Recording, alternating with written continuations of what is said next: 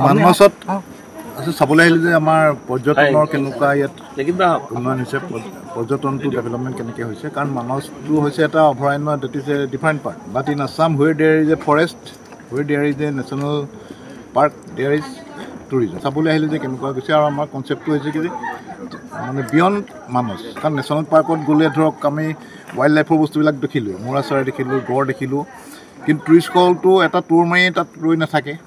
Beyond মানস national park কি আছে? এই বাহিৰৰ টুৰিষ্ট আহিলে যে এখন আমাৰ ছ'চাইটিটো চাব খোজে, যে অসমত আহিছোঁ, অসমৰ ছ'চাইটি কেনেকৈ বাস কৰি, বড়োলেণ্ডত আহিছোঁ, বড়ো মানুহসকল কেনেকৈ থাকে, ইয়াত এইটো এটা হোমষ্টে বনাই আছে, আৰু এটা it is a model garden, আমি অসমীয়াত ক'ম যে এখন আদৰ্শ বাৰী। আজি কোনোবা নেশ্যনেল পাৰ্কত ফুৰিবলৈ আহিলে ফৰেষ্ট ডিপাৰ্টমেণ্টে পইচা পালে, গভৰ্ণমেণ্টে পইচা পালে, পাব্লিকৰ ডাইৰেক্ট এটা বেনিফিট নাহে।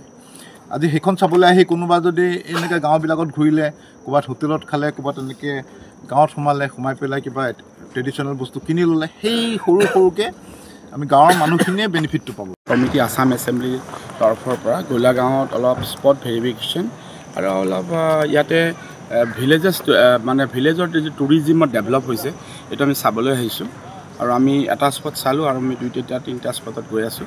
আমি সঁচাকৈ এই ইয়াতে আহি যিটো পাৰিপাৰ্শ্বিকতা, নেচাৰেল বিউটি দেখি যথেষ্ট আনন্দিত হৈছোঁ, আৰু আমি চৰকাৰকো আহ্বান জনাম, আমাৰ চৰকাৰক যাতে এইটো আৰু ডেভেলপ কৰি লৈ যাব পাৰে।